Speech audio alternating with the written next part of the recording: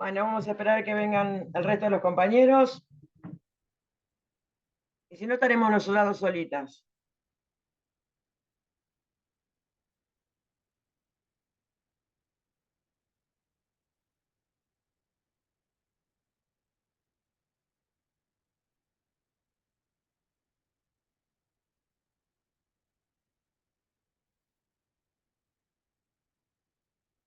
Llegó Sole, Agus.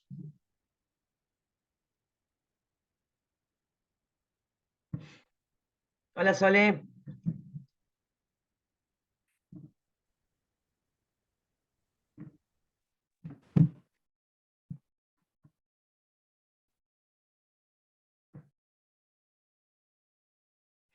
Hola, Flor.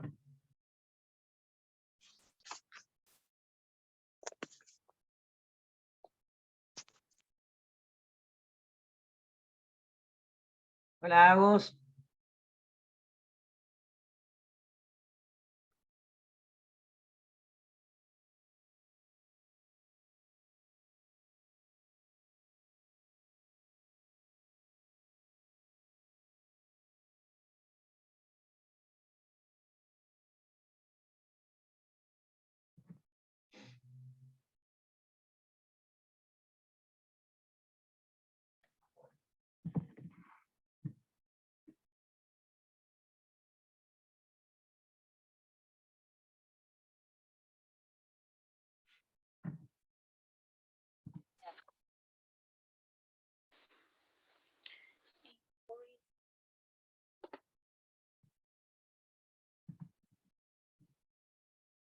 Hola, Marlene.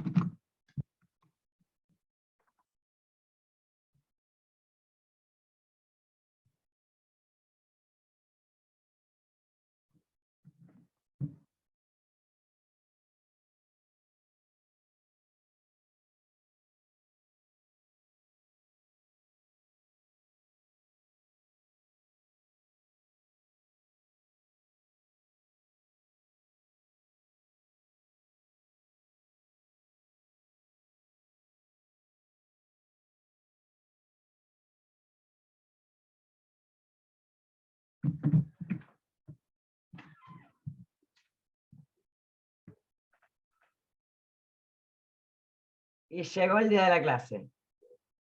Vamos a ir arrancando. Primero que nada, pido mil disculpas que el viernes pasado no pude asistir. Bueno, tuve un problema familiar personal. En realidad yo les había dicho en el grupo que después les iba a subir material, pero claro, después me di cuenta que teníamos que arrancar con tema nuevo. Así que medio como que no tenía demasiado sentido subirles material nuevo si no estábamos todos presentes. Al ser un nuevo comienzo de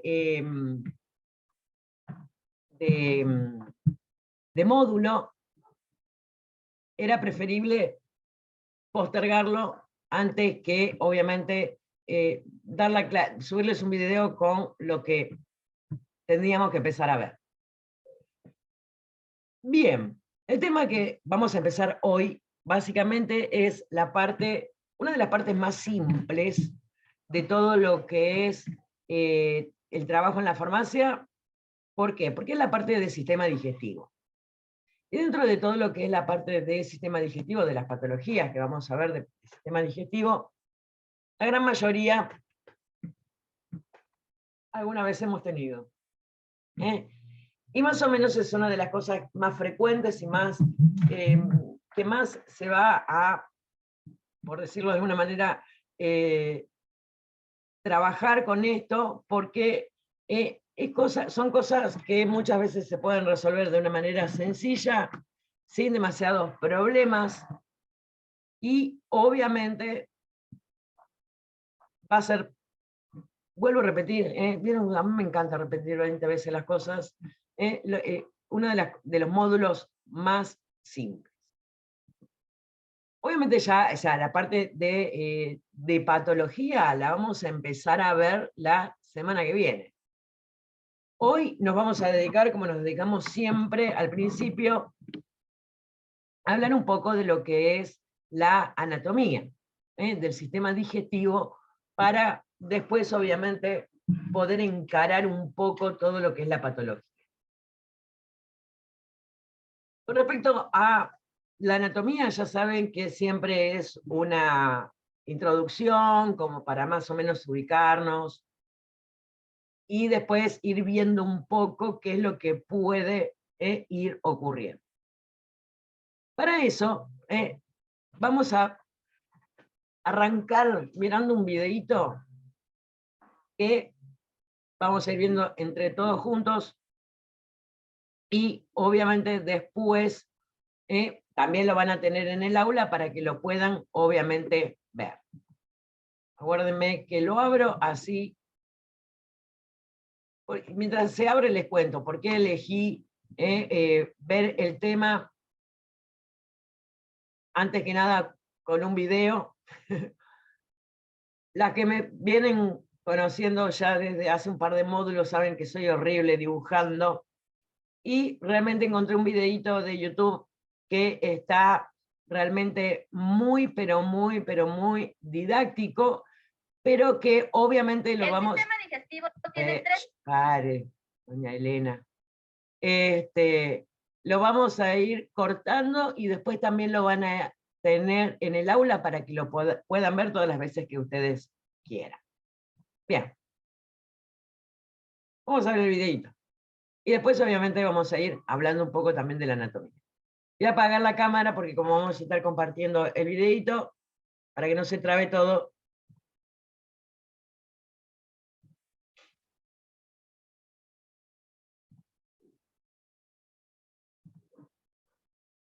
Ahora sí. Tres funciones principales. La primera es ingerir los alimentos, después desdoblarlos para que puedan ser absorbidos y aprovechados por el cuerpo, y finalmente eliminar lo que no se pudo digerir. La digestión empieza en la boca. En esta parte de nuestro cuerpo empieza la digestión mecánica, que consiste en la masticación de alimentos para romperlos en pedacitos mucho más pequeños. También incluye... Acá vamos a hacer una pequeña aclaración. Fíjense que lo primero que nos dice que la digestión empieza en la boca, con la masticación, en, obviamente, porciones mucho más pequeñas de lo que es el bocado que nosotros nos llevamos a la boca. Esta es una de las partes más importantes, la masticación. ¿Por qué? Porque después, como vamos a ir viendo, estos nutrientes que nosotros vamos a ir consumiendo tienen que empezar a desarmarse. Y el primer proceso, digamos, que necesitamos para que esos nutrientes se puedan desarmar y poder ingresar a nuestro cuerpo es la correcta masticación. Siempre, yo desde que tengo uso de razón, siempre he escuchado a alguien que decía, no tragues, masticá. Y esto, ¿de dónde es? Es un dicho que, ¿de dónde sale?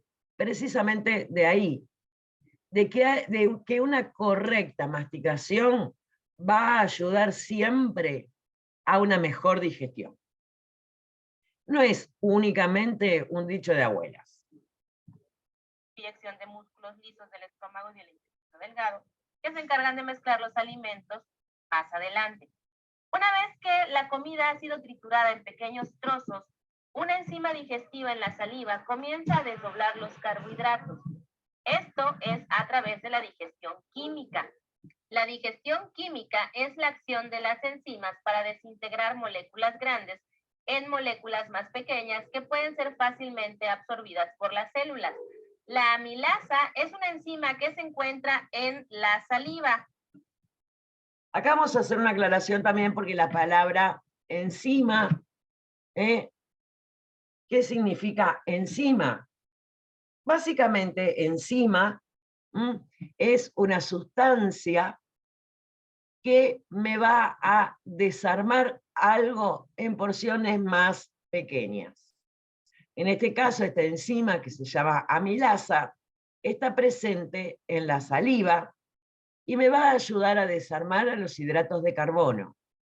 Los hidratos de carbono, que son todos aquellos alimentos que nosotros consumimos, que están preparados con harinas, azúcares, pero que también van a provenir de las frutas e incluso también de la leche. Inicia el proceso de digestión química al desintegrar los almidones en azúcares. Cuando la lengua empuja la comida que ya ha sido masticada hacia el fondo de la cavidad bucal, se estimula un reflejo para tragar. Los movimientos de la lengua forzan el alimento para que llegue a la parte superior del esófago. El esófago es un tubo muscular que conecta a la garganta con el estómago. Aquí podemos ver un corte de cómo está compuesto. Claramente estamos observando que tiene músculo liso, es decir, es un músculo involuntario. Acá también vamos a hacer una pequeña aclaración porque obviamente es algo de lo cual nunca habíamos hablado. Cuando nosotros hablamos de músculo, lo primero que se nos viene a la cabeza es obviamente los músculos de las piernas, de los brazos, del abdomen, todo lo que nos permite movernos, por decirlo de alguna manera. Y eso, ese tipo de músculo, se conoce como músculo estriado. ¿Qué quiere decir que sea el músculo estriado? Básicamente, músculo estriado significa que cuando yo lo miro al microscopio, tiene como una especie de rayitas. Y que se lo conoce también como músculo voluntario, porque yo con la voluntad lo puedo contraer para poder hacer los distintos movimientos. En cambio, el músculo que tienen los diferentes órganos se conoce como músculo liso, porque no tiene esas pequeñas rayitas. La célula del músculo liso tiene como una especie de forma de uso. Ven que tiene una forma así, con las puntitas más finitas y la parte del centro más gordita. Y se llama también involuntario, porque yo no lo puedo manejar con la voluntad. Esto va a estar manejado por el sistema nervioso, por una parte del sistema nervioso, que va a manejar todos los órganos. Y van a permitir hacer cumplir todas las funciones de cada uno de los órganos en particular. Se compone de músculo porque claramente ese es su trabajo, contraerse, a través de unos movimientos rítmicos, contracciones rítmicas, que se llaman peristalsis o peristaltismo, que permiten bajar a la comida a lo largo de todo el esófago. Esto inclusive cuando estamos parados de manos, o sea, son tan poderosas que por eso pueden comer los astronautas, aunque no haya gravedad que ayudara a caer el alimento.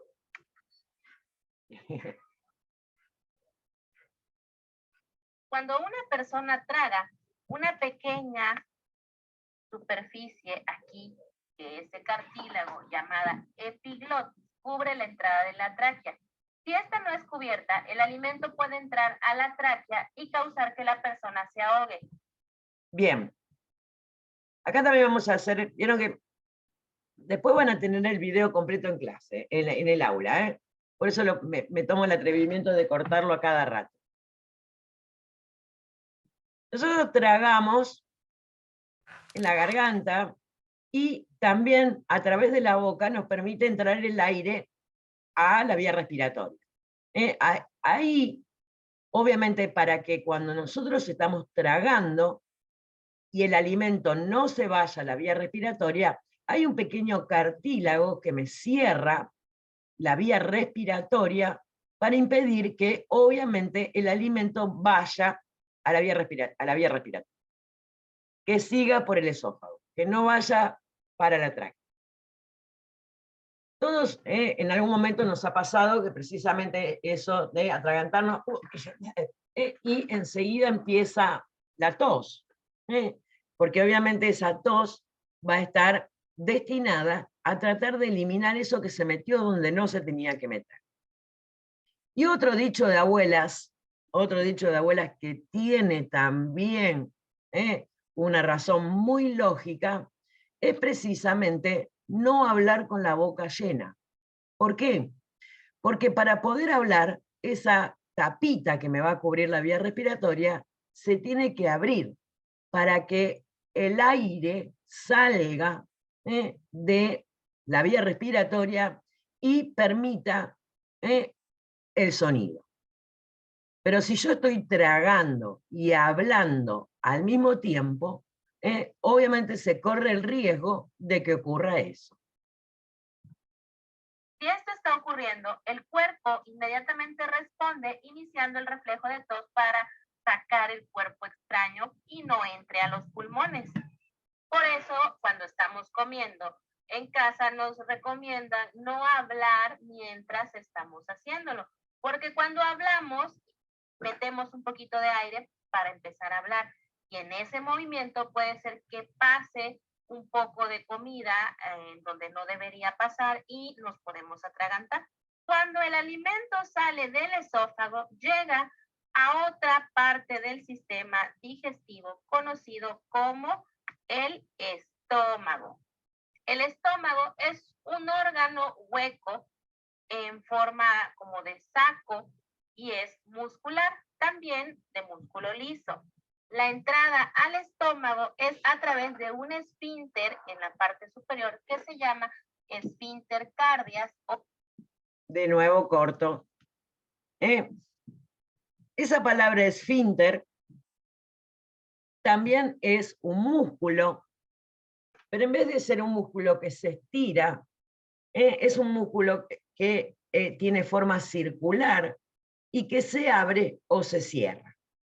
Obviamente cuando se abre va a permitir el paso, en este caso lo que se va a conocer como bolo alimenticio, que se preparó en la boca con la masticación y la saliva, y cuando se cierra ese esfínter, que en este caso se llama cardias, va a impedir que todo el contenido del estómago vuelva hacia el esófago.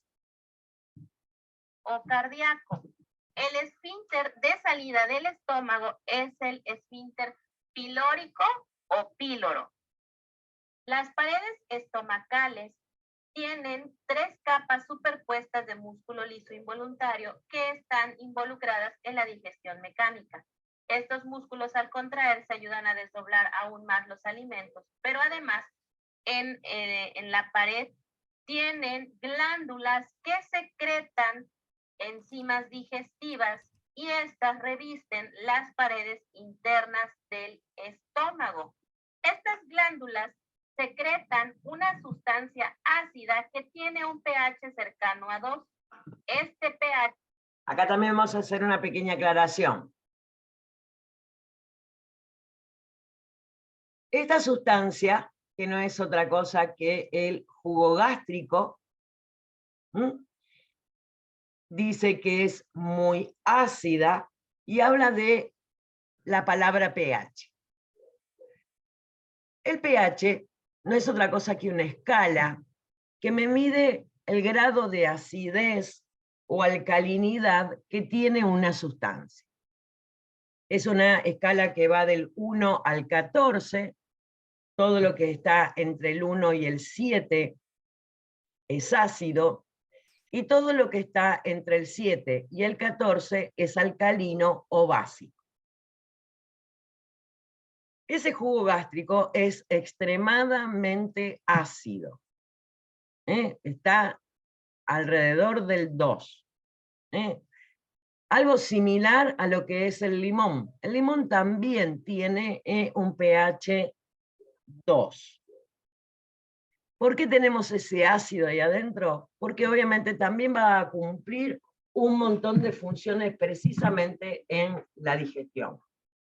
Y comprender la presencia del ácido estomacal es importantísimo, porque vamos a ver que por la presencia del ácido en el estómago, vamos a muchas veces tener acidez.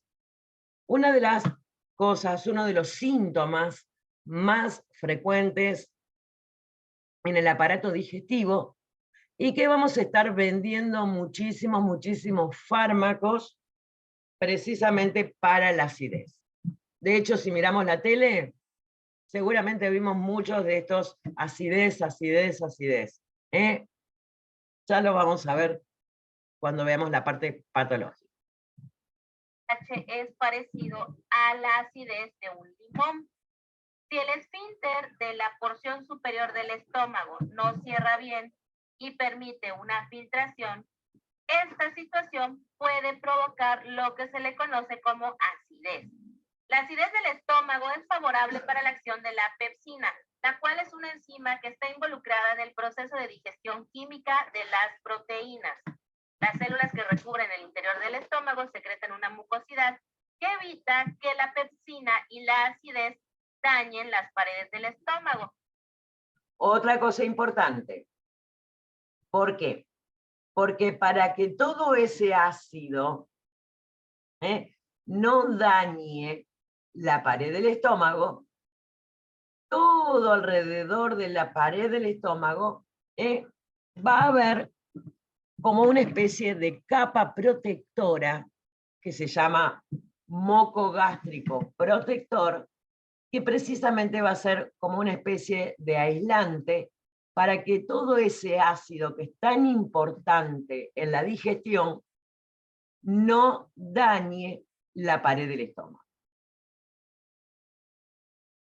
Después, cuando veamos precisamente el tema acidez, vamos a ver que esa capa protectora es fundamental para que no ocurran algunos tipos de patologías.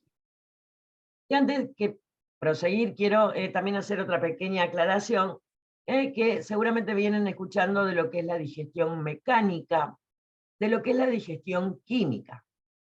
Digestión mecánica obviamente va a ser la masticación o todo el trayecto que los músculos se van a ir contrayendo precisamente para asegurar el paso de un órgano al siguiente.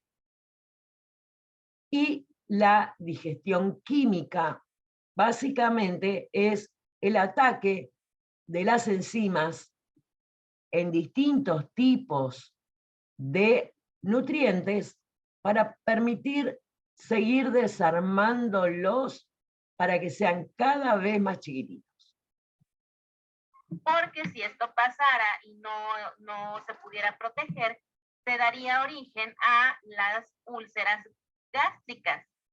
El estómago, al ser un músculo, tiene la capacidad de extenderse o de dilatarse. Cuando está vacío, podríamos decir que tiene una capacidad de 50 mililitros. Sin embargo, cuando se llena, puede expandirse de 2 hasta 4 litros. Una vez que el alimento sale del estómago, entra al intestino delgado, el cual mide aproximadamente unos 7 metros de longitud y es la parte más larga del tracto digestivo. Se llama delgado porque tiene un diámetro de 2.5 centímetros en comparación con los 6.5 centímetros que tiene el intestino grueso. Los músculos lisos de las paredes de... Te voy a cortar un segundo. Yo leí que se hacía el jueves. A ver, después seguimos.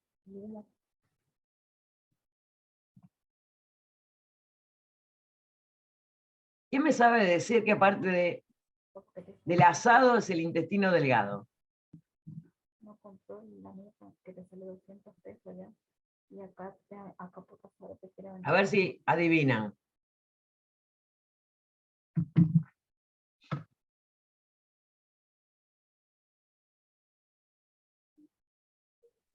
¿Qué parte del asado es el... ¿Cómo, Sole? ¿Cómo era la pregunta? ¿Qué parte del asado es el intestino delgado? El chinchulín, muy bien, Agus. Los chinchu. Fíjense, vieron que decía que mide como 7 metros. Y vieron que tienen toda esa forma así, como de rulitos. A su vez, la superficie interna del intestino delgado tiene como una especie de vueltitas. Vamos a hacer un dibujito. Acá me animo a hacer el dibujito.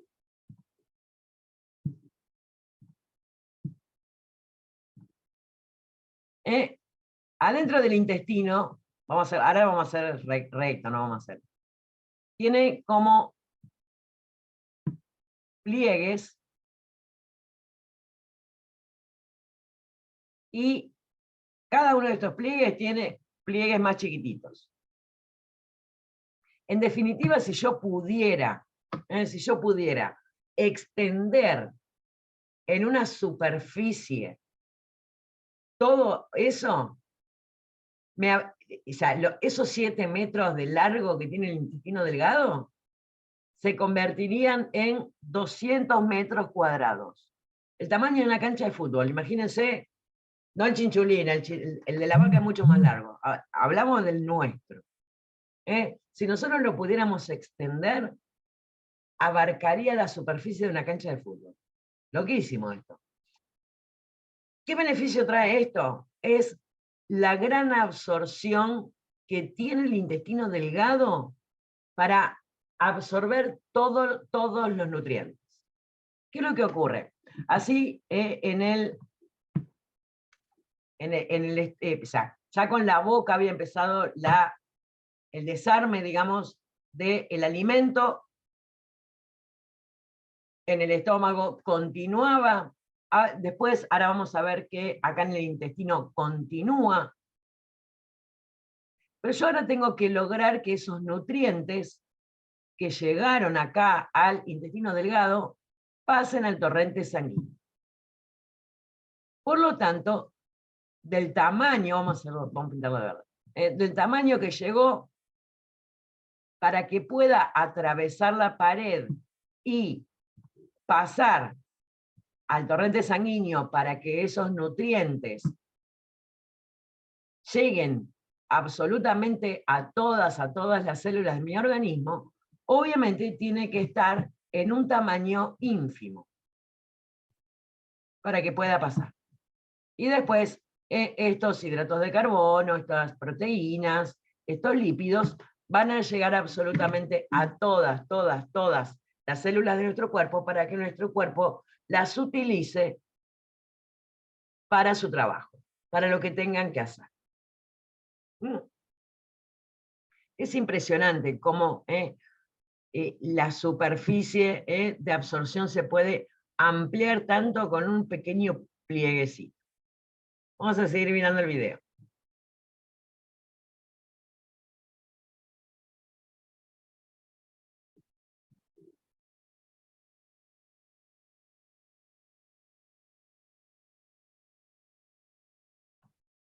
Del intestino delgado continúan el proceso de digestión mecánica y siguen empujando el alimento por el tracto digestivo mientras sigue el peristaltismo.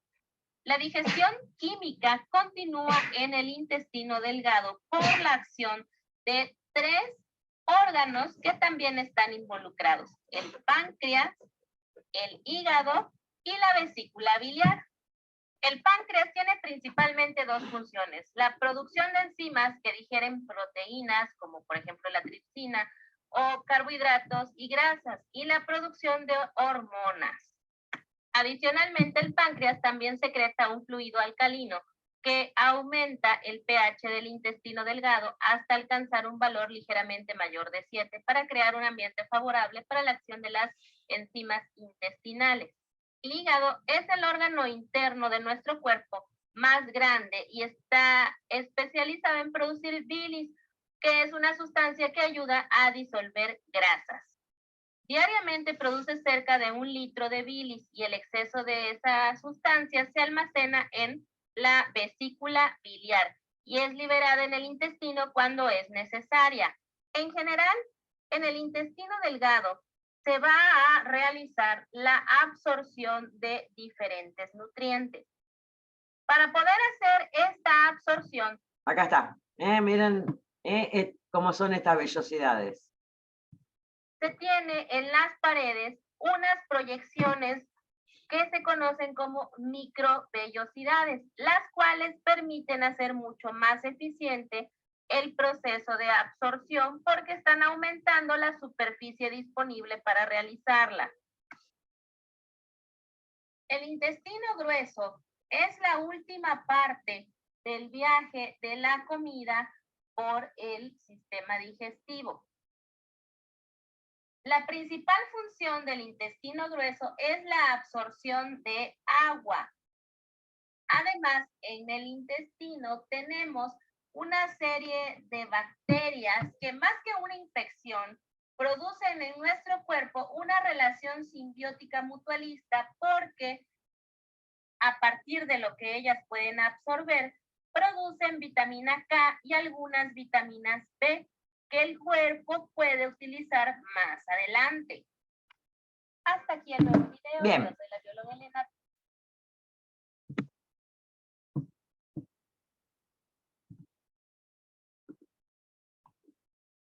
Básicamente, ahí le faltó decir a la bióloga Elena que el intestino grueso, precisamente, aparte, obviamente, de absorber agua, también va a ser el responsable de la producción de materia fecal.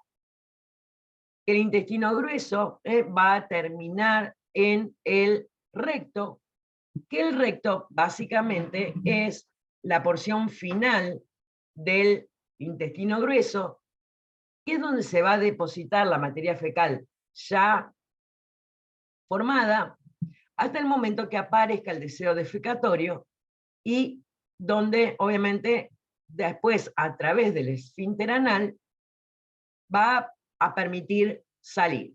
Que nosotros le daremos el permiso o no, pero bueno. Entonces, y después también vieron que aparecía el apéndice, que el apéndice en realidad se supone que es una especie de vestigio de algo que en algún momento en la evolución servía para algo, bueno, ahora no sirve para nada. El apéndice realmente para lo único que sirve es para tener apendicitis. Y así que no cumple ninguna función. Pero sí, obviamente puede llegar a tener, obviamente, algún tipo de patología, como precisamente es la apendicitis. Nosotros, obviamente, la apendicitis en la farmacia no la vamos a ver, porque obviamente es una patología quirúrgica. Entonces, obviamente, va a ir a la guardia. Pero ¿qué es lo que ocurre? También vamos a ver que puede llegar a provocar algunos tipos de sintomatología que quizás la persona va a pensar, uy, me cayó algo mal, me voy a comprar algo a la farmacia y me lo voy a tomar porque me duele la panza. Y que me puede también estar enmascarando los síntomas de una apendicitis. Y si esa apendicitis progresa, puede reventarse y provocar una peritonitis que es extremadamente grave. Después, obviamente, van a tener ahí subido el video completo para que ustedes lo puedan ver. Y también hay otro video que es un poquito, creo que más largo. No vamos a compartir también el otro video, porque son dos videos de anatomía diferentes, pero que hablan más o menos de lo mismo. Alguno puede tener alguna cosita más, otro cosita menos, pero lo pueden ver tranquilas en casa. ¿Alguna duda? ¿Cómo venimos con estos temas?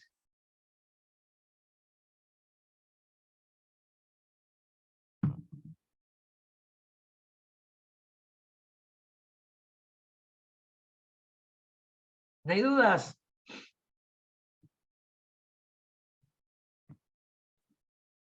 Profe, yo no entendí muy bien lo del páncreas. El páncreas, perfecto. El páncreas es una glándula que está como enganchadita en el intestino delgado. El páncreas va a producir una sustancia que precisamente se llama jugo pancreático, que ese jugo pancreático va a ir al intestino delgado y que va a ayudar a que se terminen de desarmar las proteínas. Las proteínas que se habían empezado a desarmar en el estómago gracias al jugo gástrico, se van a terminar de desarmar en el intestino gracias al jugo pancreático. Entonces, eso va a terminar haciendo que precisamente esas proteínas que todavía no se habían terminado de desarmar en el estómago, terminen de desarmarse en sus porciones mucho más chiquititas para que precisamente puedan atravesar la pared del intestino e ingresar al torrente sanguíneo. Eso por un lado. Entonces, profe, las personas que comen mucha grasa Sí. le hacen mal al páncreas y a la vesícula. El tema, buena pregunta, muy buena pregunta, que es el bendito cólico hepático. Acá lo que ocurre es, en realidad, la vesícula biliar. La vesícula biliar que almacena la bilis y también la manda al intestino delgado, pero en este caso para desarmar las grasas. ¿Qué es lo que ocurre? La vesícula biliar muchas veces se producen cálculos en la vesícula biliar. Esos cálculos van a intentar salir. Y al intentar salir de la vesícula biliar, van a querer meterse, por decirlo de alguna manera, al intestino delgado. ¿Qué es lo que ocurre? Como estos cálculos suelen ser más grandes que el agujerito por donde pasa el jugo pancreático y por donde pasa la bilis al intestino delgado, me lo tapan. Y al taparlo, no dejan que llegue al intestino delgado ni el jugo pancreático ni la bilis. Por lo tanto, esos alimentos no se van a terminar de digerir. Y al no terminar de digerirse, se va a empezar a producir un montón de síntomas. Ahora, ¿qué es lo que ocurre? ¿Por qué pasa eso únicamente cuando se come alguna comida grasa o chocolate? Esos son los motivos por los cuales la vesícula biliar se aprieta, por decirlo de alguna manera, y me manda la bilis al intestino. Y ahí es donde pasa el lío. ¿Por qué? Porque cuando se apretó, digamos, para mandar la bilis, también mandó la piedra, y ahí fue donde tapó todo. Entonces ahí es donde van a empezar los síntomas. Vómitos, Y los muchos, dolores. y eso. ¿Queda un poquito más claro, Ali? Sí, sí. Buenísimo. Gracias, profe. No hay por qué. Bien, nos queda menos de un minuto. En cualquier momento se corta. Vamos a esperar unos minutitos y enseguida les mando el aviso para que se vuelvan a conectar. En unos minutitos estamos de vuelta.